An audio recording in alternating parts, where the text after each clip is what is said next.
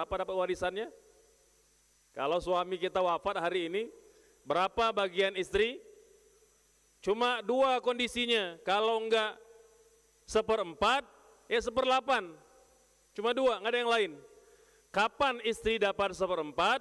Kalau tatkala mendiang suami wafat, suami tidak punya anak. Baik anak dari pernikahan mereka, atau anak dari pernikahan suami sebelumnya. Atau istri yang lain kayak gitu misalnya, ya. Maka istri dapat 1/4 kalau suami tidak punya anak. Kalau suami punya anak, 1/8 istri itu. Maka kondisi istri dapat 1/4 atau 1/8 namanya zawil furud. Kira begitu, ya.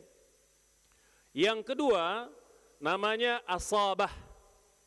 Sering dengar ya, asabah Bapak Ibu, ya. Asabah ini adalah ahli waris yang dia tidak mendapat bagian tertentu.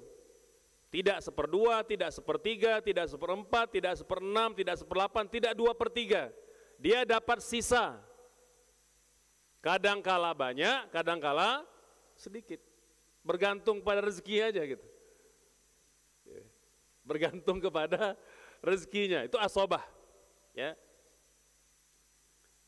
Kemudian yang ketiga zawil arham. Zawil arham, gitu ya. Zawil arham ini adalah dia kerabat jauh yang bukan ahli waris sebenarnya. Dia bukan zawil furud, tidak ada bagian warisannya, dan tidak pula asobah. Itu yang diantaranya 10 orang kemarin. Dari mulai cucu dari anak perempuan, kan nggak dapat warisan. Maka dia bukan ashabul furud dan bukan pula asobah. Dia zawil arham, dia kerabat jauh, gitu ya. Kemudian yang kedua misalnya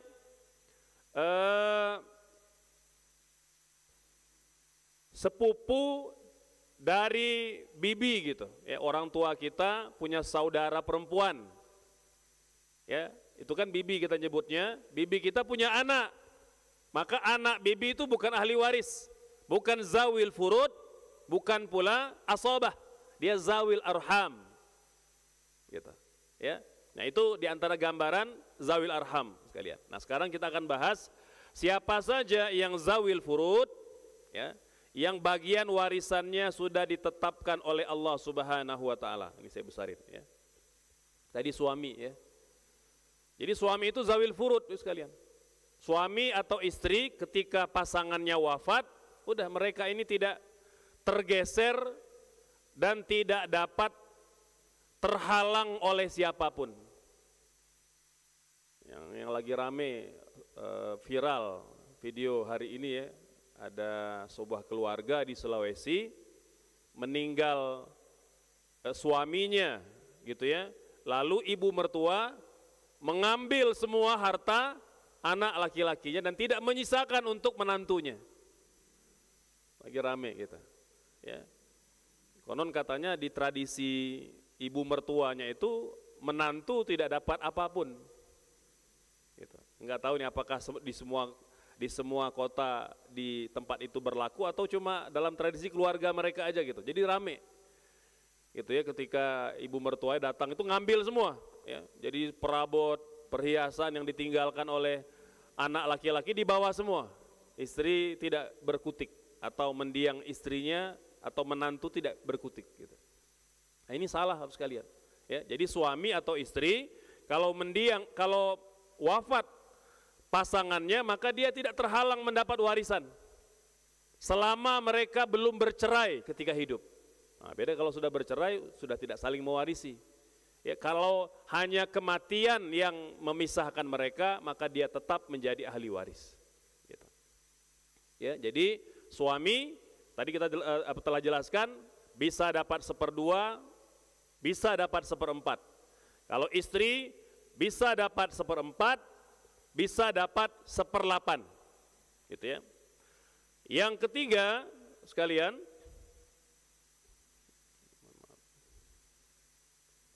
maaf ini kegeser.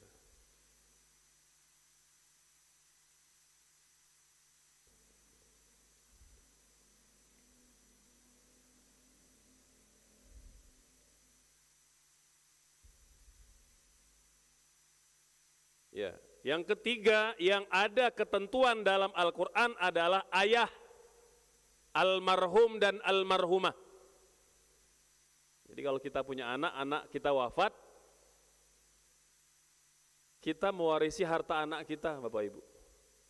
Jadi tidak selalu orang tua yang mewariskan harta pada anak-anak. Ada kalanya orang tua yang terima warisan dari anak-anaknya.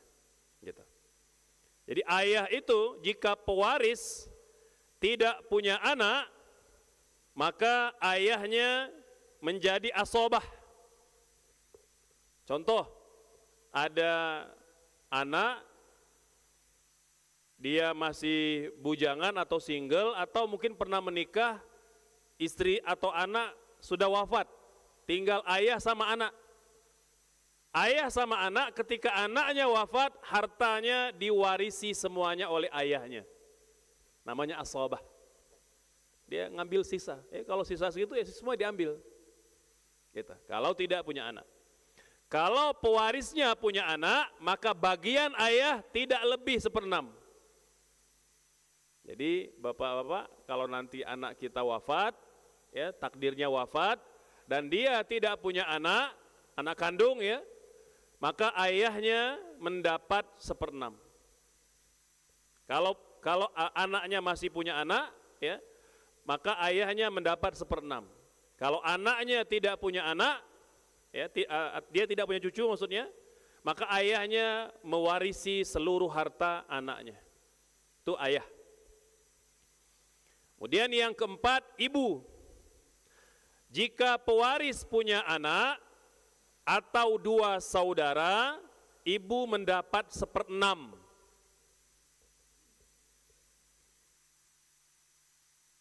Jadi kalau ibu anaknya meninggal, anaknya itu punya anak atau punya saudara, ya, maka warisan bagian ibu 1/6.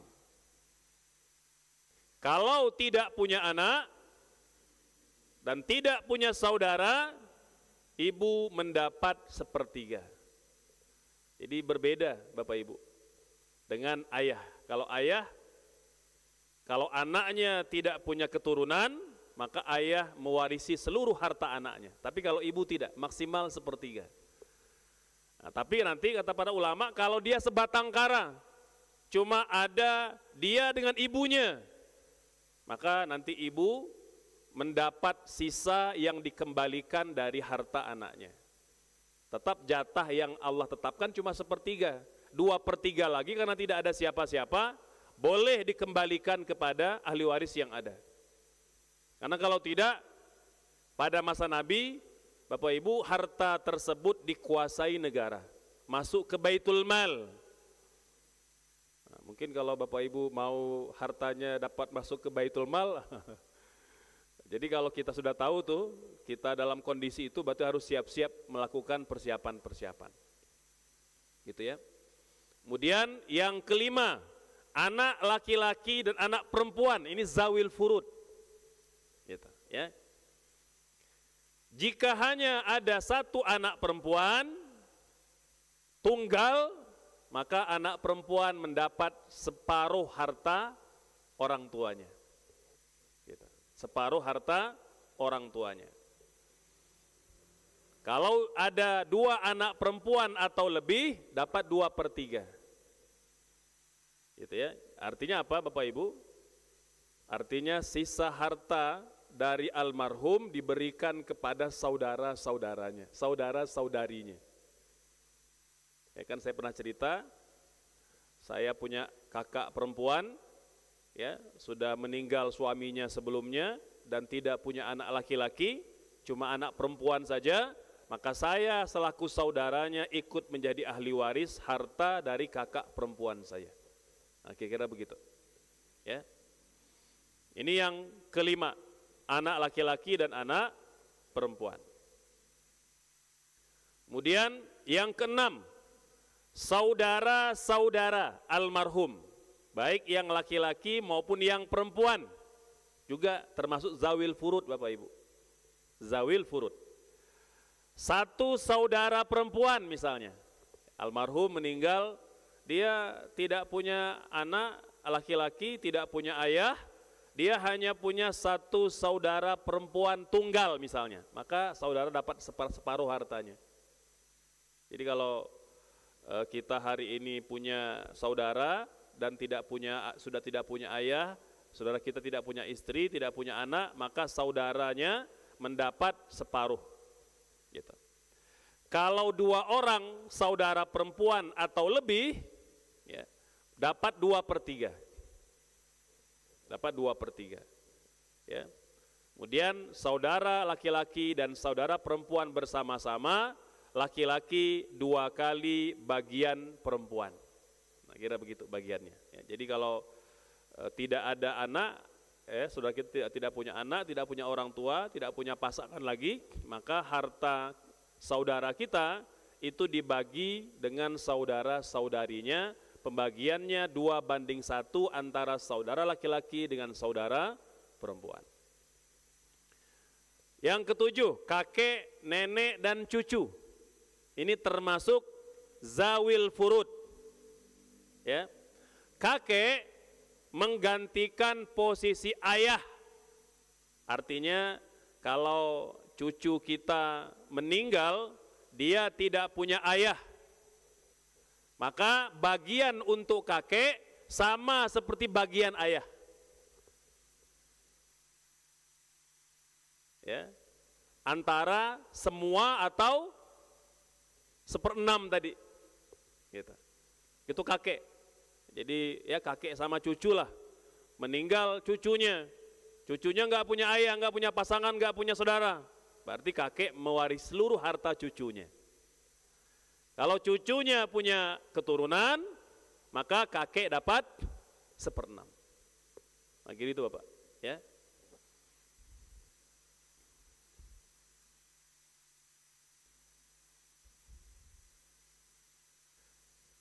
Nenek mendapat 1/6 bila tidak terhalang oleh ibu.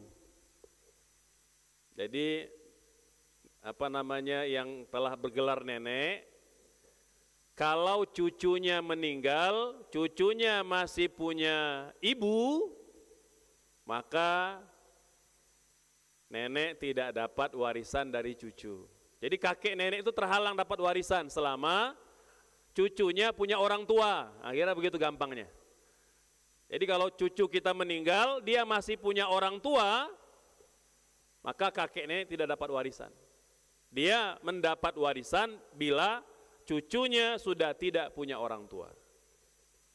Nah, jadi mohon maaf ya, para kakek nenek juga harus tahu posisinya. Ya, kalau cucu meninggal dan cucunya masih punya orang tua, udah otomatis kakek nenek tidak mendapat warisan. Gitu ya. Nah itu sekalian yang zawil furud. Yang kedua, asobah tadi ya, keluarga yang dapat sisa. Jenis sisa ini ada yang namanya asobah bin nafsi, ya.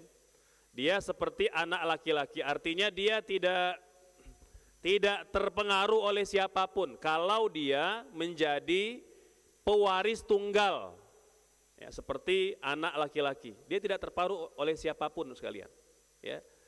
Jadi kalau ada orang meninggal, dia punya anak laki-laki atau punya ayah atau punya saudara laki-laki, maka dia menguasai sisa harta sendiri, tidak sharing dengan siapapun. Gitu, ya. Kalau asoba bil ghair, anak perempuan bersama dengan anak laki-laki, artinya kalau ada anak perempuan, anak laki-laki, ya misalnya kita meninggal nih, kita punya anak laki-laki, punya anak perempuan, maka harta kita itu dibagikan kepada mereka 2/1. Jadi dia sharing dengan saudaranya. Gitu. Yang ketiga, asobah ma'al ghair. Nah, ini seperti saudara perempuan bersama dengan anak perempuan. Gitu ya. Jadi dia tidak sendiri mewarisi harta almarhum. Yang terakhir sekalian namanya zawil arham atau kerabat jauh. Ya. Ini kerabat jauh ini karena tidak adanya ashabul furud selain suami istri. Bapak Ibu, ashabul furud itu kalau kita gampangkan cara memahaminya, mereka adalah ahli waris yang tersambung nasabnya selain suami istri. Karena suami istri itu kan bukan senasab dengan kita. Karena bukan senasab lah kita boleh menikah. Nah gitu ya. Nah, tapi yang ayah, ibu, anak laki-laki, anak perempuan gitu ya. Nah, itu adalah zawil furud. Gitu ya. Nah, zawil arham ini adalah mereka yang tidak punya hubungan mereka yang tidak punya bagian khusus dari Al-Qur'an dan tidak pula mendapat sisa. Namanya zawil arham, gitu ya. Jadi karib kerabat jauh ini dapat warisan kalau memang almarhum sudah tidak punya siapa-siapa, gitu ya, sudah tidak punya siapa-siapa, gitu ya. Nah, termasuk misalnya kata para ulama zawil arham ini termasuk juga seperti ipar, gitu ya. Artinya dia masih tersangkut, ya, masih ada hubungan kekeluargaan dengan almarhum walaupun bukan ahli waris. Maka boleh mendapatkan bagian warisan ketika almarhum sebatang kara tidak punya saudara sama sekali, gitu. Wallahu alam, demikian Bapak Ibu sebagai mukadimahnya. Mangga mungkin barangkali ada pertanyaan, kita persilakan. Boleh temanya seputar tema yang sedang kita bahas atau mungkin langsung bertanya pada kasus yang sedang Bapak Ibu hadapi berkaitan dengan warisan. Mangga silakan. Mangga Bapak dan Ibu, kita buka termin pertama. Bapak dua, Ibu dua. Mangga. Ya, silakan Bapak. Terima kasih. Assalamualaikum warahmatullahi wabarakatuh. Waalaikumsalam. Saya tuh kadang-kadang suka membayangkan saja, kan sekarang ini mu'alaf ini di Eropa banyak sekali. Nah, kalau seandainya mu'alafnya ini cuma seorang laki-laki, suami, ayah, tapi sekelilingnya dari mulai ayah, kakek, anak, istri semua non-muslim. Nah, yang muslim nih, yang baru masuk muslim mu'alaf ini cuma seorang saja suaminya gitu. Ini banyak sekali sekarang ini di Eropa dan Amerika nih, karena terutama di Inggris banyak sekali yang masuk menjadi muslim, tapi hanya seorang dari seluruh keluarga. Nah, dia meninggal. Ini seperti apa gitu, Pak? Terima kasih. Baik, langsung jawab. Ya, baik, Bapak Ibu sekalian, kita pernah membahas bahwa di antara sebab seseorang mendapatkan warisan adalah karena hubungan agama. Ya, Nabi bersabda, la yarisul muslimul kafira wala yarisul kafirul muslima. Orang Islam tidak mewarisi orang kafir dan orang kafir tidak mewarisi orang Islam. Pendapat mayoritas para ulama ketika muslim meninggal, maka hartanya tak boleh diwarisi oleh non-muslim. Begitu juga sebaliknya. Ya, walaupun Imam Abu Hanifah punya pandangan berbeda. Ya, kalau Imam Abu Hanifah mengatakan kalau muslim yang meninggal, maka keluarga yang non-muslim tidak mewarisi. Tapi kalau sebaliknya yang meninggal non-muslim, maka keluarga muslim mewarisi hartanya. Ya, jadi dalil yang digunakan oleh mazhab Hanafi, al-Islam ya'lu wa la yu'la alaih. Islam itu unggul dan tidak diungguli gitu. Nah, kata beliau di antara bentuk keunggulan, dia tidak diwarisi harta oleh non-muslim, tapi karena dia unggul, dia mewarisi harta non-muslim. Nah, itu penafsiran dalam mazhab Hanafi. Dan betul Bapak, dalam kondisi gelombang mu'allaf ya, ini terutama setidaknya kita lihat di 2 tahun terakhir Bapak Ibu. Ya, 2 tahun terakhir itu dalam riset ya, ini by name dan by address gitu ya, itu didapati gelombang mu'allaf di 2 tahun terakhir naik 4 kali lipat dari tahun-tahun sebelumnya. Dan katanya di antara faktor penyebabnya adalah genosida yang terjadi di Gaza, Palestina. Gitu, ya. Banyak di antara mereka yang kagum dengan imannya orang-orang Gaza, dalam kondisi diperangi, dibantai, kok mereka masih bersabar, tersenyum, ya, dan lain sebagainya gitu. Jadi mereka penasaran dan akhirnya memilih Islam sebagai agamanya. Nah, Memang problemnya adalah ketika gelombang mu'alaf besar, mereka wafat, harta mereka siapa yang mewarisi? Akhirnya begitu sekalian. Nah, itu problem kita. Ya, oleh sebab itu hari ini atau setidaknya beberapa tahun terakhir itu ada beberapa komunitas yang dibentuk di kalangan kaum muslimin, termasuk dari para pendakwah-pendakwah di Indonesia. Ya, nah, kita mengenal misalnya di antaranya Ustadz Syamsi Ali, gitu ya. Nah, ini kan beliau di antara pendakwah senior yang lama di Amerika. Nah, itu beliau bikin beberapa advokasi, gitu ya. Ini bagaimana agar harta-harta kaum muslimin yang sudah mu'alaf ini tidak jatuh ke tangan non muslim. Nah, itu beliau bantu, walaupun memang masih minim Bapak Ibu advokasinya.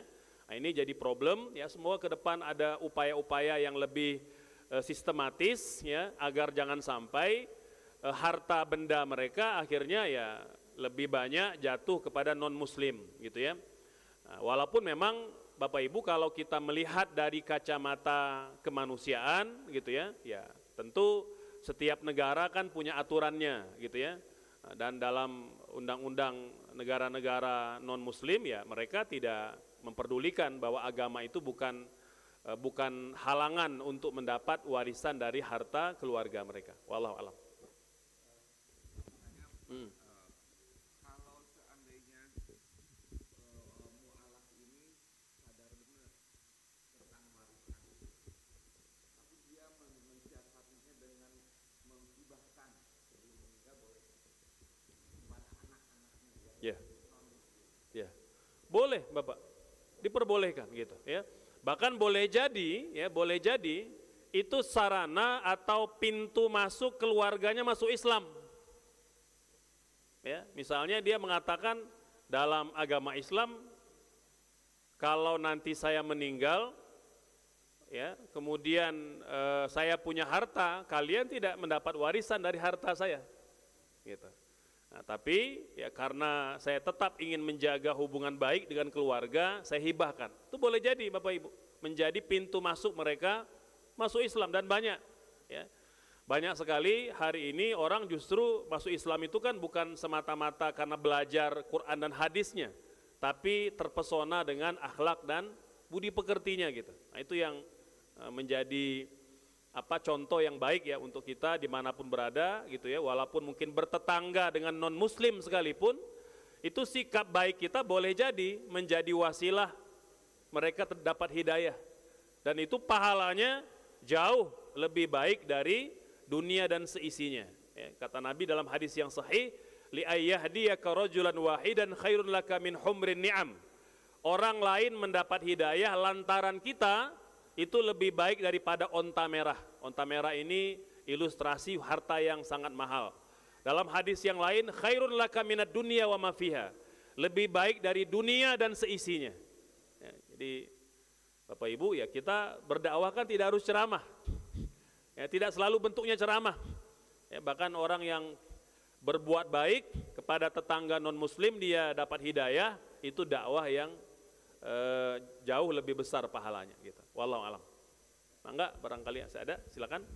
Ya, yang kedua. Terima kasih Ustadz. Hukum waris dengan porsi berdasarkan garis keturunan itu apakah bisa kemudian kita jadikan sebagai referensi untuk besarnya tanggung jawab di dalam suatu keluarga. Jadi sebagai ilustrasi misalnya suatu keluarga besar begitu, ada salah satu yang kekurangan begitu sehingga perlu mendapat bantuan. Nah, apakah hukum waris ini bisa dijadikan satu analogi begitu? Jadi siapa yang paling bertanggung jawab di dalam keluarga besar itu untuk kemudian menanggulangi salah satu anggota keluarga yang bermasalah. Satu itu Ustaz. Ya. Kemudian yang kedua, hukum waris ini kan sepertinya sudah sangat eksak begitu ya. Mungkin apakah ada gitu aplikasi yang bisa bisa dipakai begitu untuk kemudian di dalam aplikasi itu kan nanti ditanya kan ini ini meninggal ini yang masih ada ini enggak ini sehingga nanti langsung otomatis keluar ininya gitu, perhitungannya gitu. Ya. Terima kasih Ustaz. Peluang buat aplikasi ya Pak Ilmi. Kasih. Baik, Bapak Ibu sekalian, saya lupa yang pertama tadi, kan yang kedua. Iya, apakah sama dengan kadar warisan gitu ya. Baik, Bapak Ibu sekalian, betul ya bahwa pembagian warisan itu dalam Al-Quran dinyatakan ditentukan berdasarkan kedekatan ahli waris kepada yang wafat. Jadi Allah yang paling tahu. Jadi besar kecil bagian warisan dalam keluarga itu ditentukan dengan kedekatan nasab. Ya, bahkan Allah menantang, kata Allah, siapa yang lebih tahu dibanding Allah, itu ayatnya, tentang kedekatan seseorang kepada almarhum. Allah yang paling tahu. Makanya dalam mazhab Syafi'i dikatakan begini, kalau ahli waris sudah baligh semua, mereka sudah berakal ya, dan tahu bagian warisan masing-masing ya, tapi mereka bersepakat aja, udahlah kita mau bagi rata, sama rata, tidak dibedakan laki-laki perempuan. Dalam mazhab Syafi'i hal itu diperbolehkan Bapak Ibu. Tapi kalau mereka sengketa, oh saya yang paling dekat, saya yang paling berhak dapat besar, maka yang berlaku adalah ketentuan Allah Subhanahu wa Ta'ala, 1/2, 1/3, 1/4, 1/6, 1/8, 2/3 itu. Kalau terjadi sengketa Bapak Ibu, maka Allah yang memutuskan. Tadi kata Allah, Allah tantang, siapa yang lebih tahu? Siapa yang lebih dekat dengan almarhum atau almarhumah?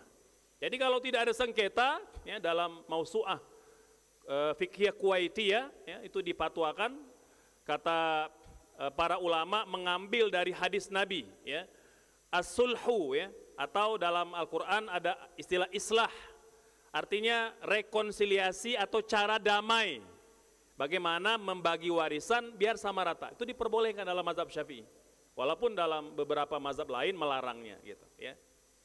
Nah Bapak Ibu, itu memang konsekuensinya ada tanggungan. Orang dapat warisan karena dia ahli waris. Contoh, kalau almarhum meninggal punya hutang, siapa yang membayarnya Bapak Ibu? Tadi coba lihat, antara zawil furud, ada asabah dengan zawil arham. Itu 3 level Bapak Ibu. Zawil furud itu yang paling dekat. Asabah itu agak dilapis 2. Arham lapis 3. Saya tanya Bapak Ibu, kalau almarhum meninggal, dia punya hutang, yang wajib membayarnya apakah zawil furud, zawil arham, atau asabah? Itu 2 Bapak Ibu. Ini 2 orang, 2 level yang wajib membayarnya. Kalau enggak zawil furud, asabah. Bukan zawil arham. Karena dia keluarga jauh. Gitu. Artinya apa? Sama Bapak. Berarti tanggung jawabnya lebih dibandingkan zawil arham. Ya, jadi dan kita juga harus tahu diri Bapak Ibu, jangan pas bagian warisan kita nongol gitu ya. Ketika bagian hutang kita hilang gitu. Ya samalah ketika anak laki-laki, anak perempuan bertengkar soal warisan. Oh saya 1/2, saya 1/2. Ya, atau misalnya anak laki-laki lebih besar dari perempuan misalnya. Mengapa lebih besar Bapak Ibu? Karena anak laki-laki punya tanggung jawab menyantuni orang tuanya. Anak perempuan tidak punya kewajiban. Anak laki-laki walaupun dia punya pasangan, dia punya anak, dia punya kewajiban menyantuni orang tua yang miskin. Anak perempuan tidak. Ya. Jadi jangan pas giliran orang tua sakit, anak perempuan semua. Udah kamu aja yang ngurus, aku banyak kerjaan gitu. Pas bagian warisan, oh kita 2/1 katanya. Ini saya kalau begitu dikeplek aja itu. Ya, saya beberapa kali itu membersamai keluarga, ada yang begitu. Keras anak laki-lakinya gitu. Oh saya kan 2/1 Ustaz. Ya kalau 2/1 dalam bab warisan, 2/1 pula dalam kewajiban. Kira begitu Bapak Ibu. Ya sama lah misalnya ini ibu punya apa, kita harus patungan ini, patungan pokoknya patungannya sama rata. Contoh misalnya karena anaknya ada 5 orang gitu ya, 2 laki-laki 3 perempuan, biaya butuh 10 juta, berarti masing-masing orang 2 juta, pengen sama rata. Tapi pas bab warisan pengen 2:1. Nah ini sama Bapak Ibu. Ya, saya beberapa kali saya tegur itu, bahkan keluarga sendiri saya tegur gitu, nggak boleh. Ya, artinya ketika Allah memberikan bagian lebih, maka dia harus tahu dia punya kewajiban lebih. Harus ngerti itu. Ya, nah ini Bapak Ibu kita perlu ajarkan kepada putra putri kita, gitu, ya. Kemudian tadi yang kedua, ya aplikasi. Sudah banyak Bapak Ibu. Sudah coba dibuat berkali-kali, tapi memang rumitnya ya, bab warisan ini ada yang tidak bisa dimatematika,kan, gitu. Itu yang rumitnya, terutama kalau terjadi sisa, gitu ya. Nah, tapi mungkin dengan AI ya, perkembangan AI sekarang mungkin bisa dicarikan solusinya ya. Beberapa kali kita yang saya tahu ya, yang ada di circle kita aja itu, kita pernah bikin hampir 13-14 aplikasi, bahkan sudah ada yang muncul juga di Play Store juga ya, tapi memang laporannya tidak akurat. Akhirnya ditarik balik gitu ya. Karena tidak mau juga zaman AI ini khawatir kalau ada di situ orang download gitu ya, dia tidak ngerti ya, dan dia tidak ada pembimbingnya, akhirnya salah membagi warisan. Jadi daripada, kan kalau dia bagus menyebarkan kebaikan, kalau dia tidak valid, kita menyebarkan dosa ataupun kesalahan gitu. Jadi banyak beberapa aplikasi itu kita tarik balik Bapak Ibu. Tapi saya meyakini ya mungkin ada waktunya nanti sampai pada, karena kan dia masih try and error gitu ya. Jadi ada beberapa rumusan-rumusan yang memang tidak bisa terbaca oleh mesin atau oleh aplikasi, karena dia terbatas. Contoh Bapak Ibu sekalian, dalam bab warisan ada yang namanya aul dan arad. Aul ini ketika pembagi besaran bilangan warisan itu dia berbeda ya. Ada kalanya hartanya kurang, ada kala hartanya lebih. Nah, itu nanti ada cara manual membaginya. Nah, itu yang belum bisa dibaca oleh mesin gitu. Ya mungkin butuh waktu, beberapa waktu lagi lah gitu ya. Saya masih optimis ya, masih optimis. Jadi Bapak Ibu yang mungkin mau berkontribusi bisa itu ya. Nah, cuma saya sarankan melibatkan pakar gitu ya, yang ngerti warisan, jangan dari AI saja gitu ya, atau jangan dari internet saja, karena bimbang menyebarkan kesalahan yang atau kekeliruan dan tidak valid informasinya. Wallahu a'lam. Baik, selanjutnya yang ibu-ibu ada yang mau nanya? Yang mau nanya? Ada satu, ya silakan.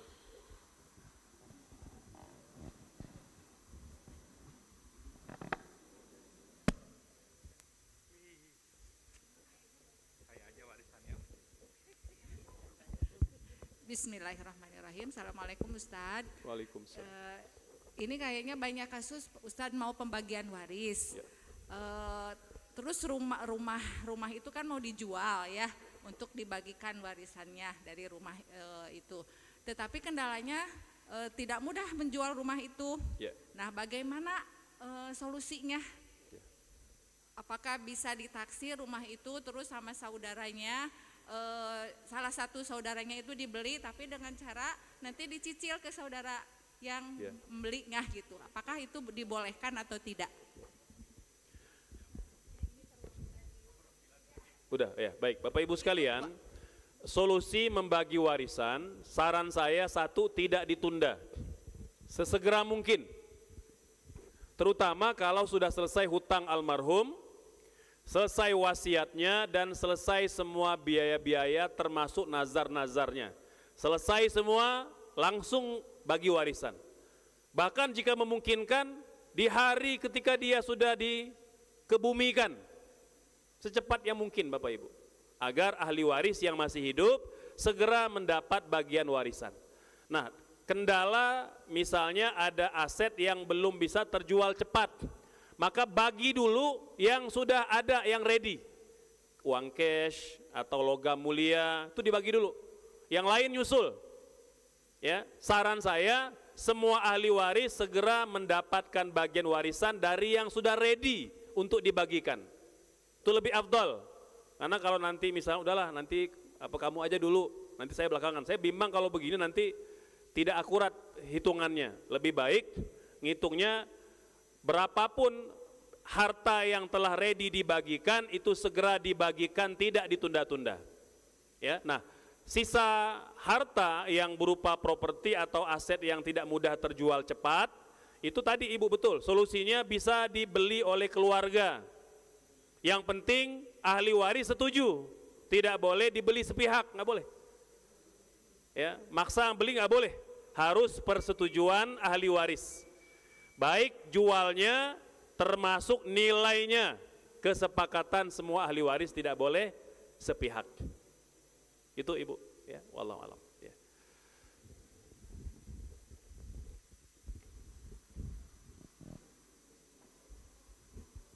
Assalamualaikum warahmatullahi wabarakatuh. Waalaikumsalam. Begini Pak, sampai sekarang ini saya agak bingung ya masalah itu loh, masalah yang anak pungut atau adopsi ya. Sedangkan dia ya orang mampu lah ya, orang tuanya itu ya. Sehingga nanti pembagian warisnya itu satu.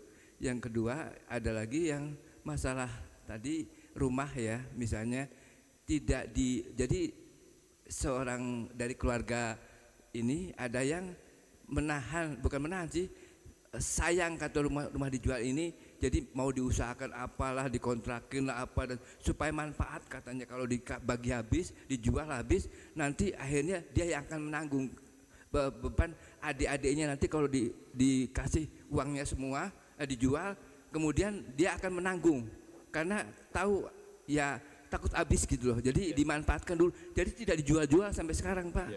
Jadi dia mau dikontrakin, mau diapain, manfaat katanya untuk, jadi siapa bilang katanya enggak harus segera dibagikan katanya gitu. Nah itu bagaimana Pak ceritanya? Baik. Bapak Ibu sekalian, tadi yang pertama anak angkat gitu ya, anak angkat itu bukan ahli waris gitu ya, anak asuh bukan ahli waris, tapi kita boleh memberikan hibah, boleh memberi wasiat kepada anak angkat, tapi dia bukan ahli waris gitu ya. Jadi ya tinggal kita memberitahu pada anak-anak kita gitu ya, jadi agar tidak terjadi konflik ya, saran saya memang hibah di awal. Banyak kasus Bapak Ibu sekalian, anak angkat boleh jadi memang dekat dengan orang tuanya, dekat dengan orang tua asuh gitu ya, kurang dekat dengan anak-anak kandung. Tapi tetap secara hak kewarisan anak kandung tentu lebih berhak dibanding anak angkat.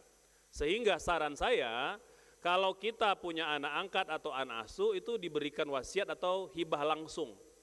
Jadi harta kita yang kita punya itu tetap kepada ahli waris. Itu Bapak, kalau untuk anak angkat. Sama aja Bapak, kan adopsi itu anak angkat. Ya.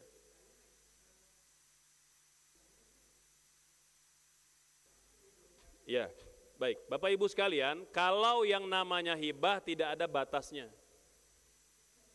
Boleh. Boleh.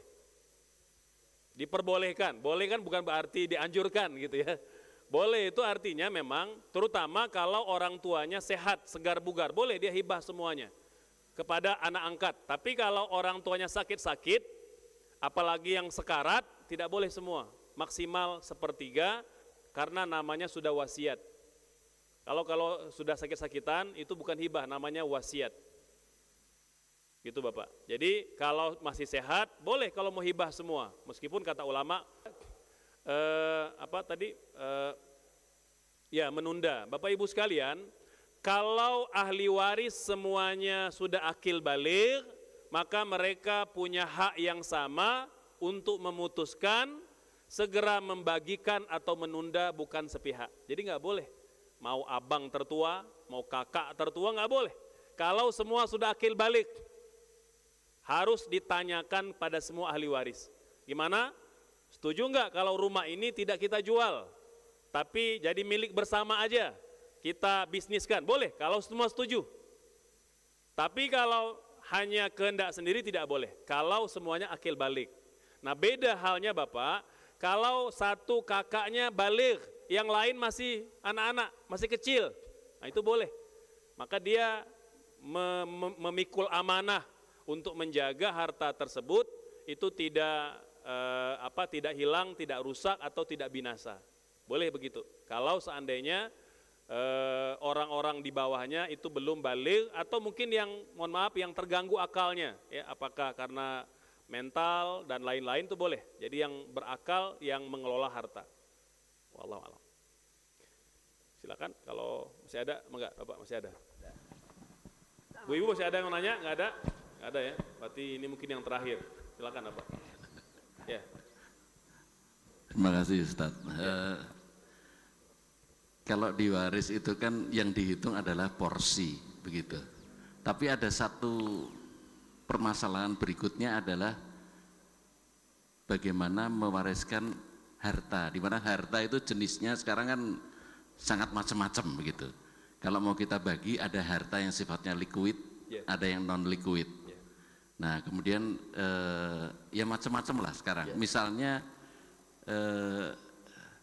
saham, terus ya kripto, terus mungkin royalti karena dia punya hak sesuatu begitu.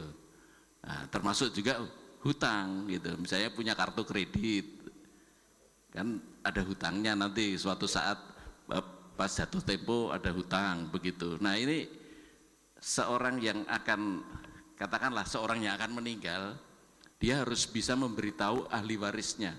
Saya punya ini, akunnya ini, passwordnya ini, begitu kan? Karena kan semua harus terbuka. Kalau tidak, nanti suatu saat misalnya nih kartu kredit, ahli waris tidak tahu, kemudian karena apa istilahnya tertunggak kan, terus kena denda semakin lama semakin besar. 5 tahun kemudian baru ketahuan loh, ini kok ada, misalnya seperti itu. Terima kasih Ustaz. Ya baik, Bapak Ibu sekalian, memang tugasnya ya mencatat dan memberitahu ya. Nah termasuk harta-harta yang non liquid gitu ya, itu dinilai ya, kayak hak intelektual ya, brand itu kan dia tidak punya nilai tertentu. Tapi tatkala orang tua kita meninggal dan dia punya karya-karya intelektual, itu dinilai nanti. Dinilai dan disepakati oleh ahli waris. Ya, bisa minta bantuan pakar waris mawaris, nanti juga notaris dan mungkin boleh jadi pengacara. Nanti akan dinilai gitu ya, dinilai ya kayak appraisal juga lah. Dinilai ini brand ini berapa nilainya. Jadi sehingga mudah ketika dibagikan warisan. Kira begitu Bapak. Ya, artinya semua peninggalan dari almarhum itu perlu diwariskan kepada ahli waris dan semua perlu dinilai berdasarkan kesepakatan. Boleh aja begini, misalnya mereka sepakat nih, ada 3 orang ahli waris. Udah, untuk yang non liquid kita bagi-bagi aja sesuai kesepakatan, boleh. Kamu ngambil akun Bapak yang followernya 2 juta gitu misalnya gitu ya. Saya ngambil depositonya yang atau misalnya apa tadi ya kripto yang nilainya segini gitu misalnya. Udah tinggal kesepakatan. Kan kata Nabi al-muslimuna ala syurutihim. Orang Islam itu boleh membuat kesepakatan di antara mereka selama bukan mengharamkan yang halal atau menghalalkan yang haram. Jadi hal teknis itu boleh Bapak. Dibagi berdasarkan kesepakatan dengan keluarga. Wallahu a'lam. Ya. Baik, masih ada. Jadi masih ada terakhir mungkin ya. Enggak. Oh, langsung pulang. Langsung pulang. Langsung pulang soalnya sudah ditunggu nih. Alhamdulillah. Mungkin nyambung sedikit sama pertanyaan beliau, Ustaz. Ya, kebetulan disinggung profesi saya dulu appraisal memang. Oh, Masya Allah. Saya pernah beberapa kali ikut penilaian untuk kepentingan waris. Ya. Nah yang jadi pertanyaan itu, pertama, karena ini pernah kejadian sama saya waktu itu.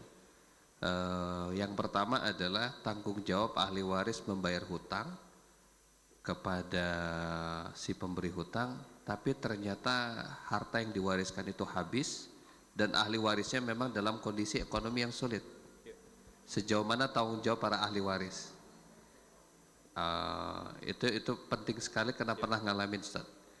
Yang kedua terkait dengan aset. Waktu itu pewaris ini meninggalkan aset 19,5 miliar. Waktu itu kita ikut menilai dalam bentuk perusahaan, dalam bentuk tanah, dalam bentuk bangunan. Dan kasusnya juga sama seperti Bapak tadi, bahwa pewaris ini punya anak angkat. Yang anak angkatnya tidak tahu bahwa beliau itu adalah anak angkat. Jadi dirahasiakan. Sehingga waktu itu yang saya bantu adalah menilai aset. Pertama hibah 1/3 untuk sang istri dan hibah sekian ratus untuk anak angkat. Selebihnya ikut aturan waris. Nah yang jadi pertanyaan, sampai hari ini ternyata aset-aset berupa perusahaan, karena ada peternakan ayam, ada tanah bangunan. Nah ini yang paling sulit untuk dibagikan Ustadz, karena tidak ada penerus yang mampu meneruskan perusahaannya gitu. Nah dalam kasus itu seperti apa Ustadz? Begitu saja, terima kasih. Ya baik. Tadi yang pertama soal seraian angkat tadi apa? Hutang ya. Warisnya habis, betul. Ahli warisnya nggak punya duit. Baik, Bapak Ibu sekalian, hutang itu memang harus didahulukan. Bahkan jika harus menghabiskan semua harta warisan. Ya, karena kalau ada ahli waris ngambil warisan sebelum melunasi hutang almarhum itu haram hukumnya. Jadi harta haram. Harusnya barokah tapi justru dapat dosa gitu. Ya, jadi pastikan Bapak Ibu sebelum warisan itu dibagikan, hutang juga dilunasi. Alhamdulillah kalau lunas masih nyisa atau pas gitu ya. Nah sekarang bagaimana kalau sudah habis harta, hutang masih ada? Kalau keluarga mampu, keluarga yang melunasi. Kalau tidak, kalau dulu Bapak Ibu yang melunasi adalah para sahabat, keluarga, kerabat, tetangga atau negara. Maka Nabi kan kalau ada orang berhutang dia nanya, siapa yang ini berhutang nggak almarhum? Masih punya hutang? Nabi panggil keluarganya. Kalau ada keluarga mampu bayar, dibayar. Kalau ada keluarga tapi tidak mampu bayar, Nabi tawarkan pada yang lain. Siapa yang mau bersedekah? Gitu. Kalau tidak ada, negara yang ambil alih. Jadi negara ya harus siap, gitu ya. Karena ya tadi ya sudah ada kewajiban pajak dan lain sebagainya. Harusnya juga ada regulasi itu, negara melunasi hutang warga negaranya. Itu regulasi begitu Bapak Ibu, itu ketentuan. Ya, karena tadi dengan kewajiban warga negara bayar pajak dan beberapa kewajiban-kewajiban lain, maka harusnya negara itu membayarkan hutang warga negara kalau dia tidak punya keluarga yang dapat melunasi. Gitu. Jadi tidak ada itu istilahnya almarhum punya hutang gitu. Itu satu. Kemudian yang kedua, betul ya, anak angkat itu harus diberitahu. Jangan dirahasiakan Bapak Ibu. Anak angkat itu harus segera diberitahu agar tidak terjadi konflik di belakang hari ya. Karena kalau tadi kan misalnya dia nggak tahu tuh kalau dia anak angkat. Ketika harta dibagikan mungkin dia nuntut ya atau mengklaim karena dia nggak ngerti gitu. Jadi harusnya segera diberitahu, dan kata para ulama bisa berdosa kalau sampai melakukan manipulasi data atau memalsukan data. Jadi harus kita beritahu Bapak Ibu, dalam bab ini tidak boleh kita memaksakan perasaan tapi mengorbankan hukum agama gitu ya. Kemudian tadi ada beberapa harta yang memang sulit dibagikan. Nah itu oleh sebab itu Bapak Ibu sekalian, saya memang sarankan ketika membagi warisan itu ada pendampingan orang yang ngerti warisan ya, biar dicarikan solusi ya. Biar dicarikan solusi, karena tidak bisa kemudian kita hanya melihat dari aspek semata-mata ingin dapat harga terbaik gitu ya. Karena dalam Islam itu prinsip bagian warisan itu adalah secepatnya. Jadi jangan sampai nunggu 10 tahun lagi biar lebih besar nilai. Bukan begitu Bapak Ibu. Islam tidak memperhatikan itu. Dalam bab warisan tujuan utama segera dibagikan agar ahli waris cepat merasakan gitu.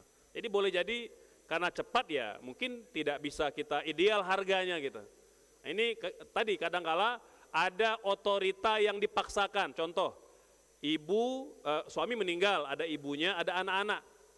Istri merasa punya otoritas penuh. Pokoknya perusahaan ayah jangan dijual dulu. Dia tidak punya hak Bapak Ibu. Istri tidak berhak menahan itu. dalam kondisi ayah mereka meninggal, maka istri dan anak-anak punya otoritas yang sama untuk memutuskan kapan warisan akan dibagikan. Nah ini penting. Nah ini kan tidak akan terjadi kalau datang cuma ke notaris aja gitu. Ya notaris kan cuma menjalankan permintaan keluarga. Tapi kalau dari pakar warisan dia akan menjelaskan bahwa ibu, bapak harus segera dibagikan sebelum ahli waris yang lain meninggal. Nabi bersabda kalau ada orang yang menunda-nunda pembagian warisan sehingga ada yang terhalang mendapatkan warisan, dia bisa terhalang dari surga Allah Subhanahu wa taala. Jadi ancamannya keras Bapak Ibu. Ya. Demikian mungkin semoga memberikan pencerahan. Kalau yang belum jelas nanti bisa sambung di bulan depan ya. Ketemu lagi. Ini saya juga sudah ditunggu jadwal pagi di Dago. Semoga Allah mudahkan urusan kita semua. Barakallahu fikum. Wassalamualaikum warahmatullahi wabarakatuh. Waalaikumsalam warahmatullahi wabarakatuh. Jazakallah khair Ustaz Aryansyah yang telah bersamai kita semuanya. Dan kalau memang masih ada yang belum selesai, insya Allah disambung lagi bulan depan. Dan beliau insya Allah adalah pengasuh dari konsultasi syariah yang tadi disampaikan ya, konsultingsyariah.id Ustaz ya. Syariahconsulting.id, nanti bisa kalau Bapak dan Ibu mau menanyakan sesuatu bisa ke web itu dan bisa ditanyakan di sana. Baik Bapak Ibu sekalian, karena sudah selesai dan sudah waktu syuruk sudah lewat, mari kita akhiri dengan doa penutup majelis bersama-sama. Alhamdulillah dan doa penutup majelis. Alhamdulillahirabbil alamin. Subhanakallahumma bihamdika asyhadu alla ilaha illa anta astaghfiruka wa atubu ilaik. Assalamualaikum warahmatullahi wabarakatuh.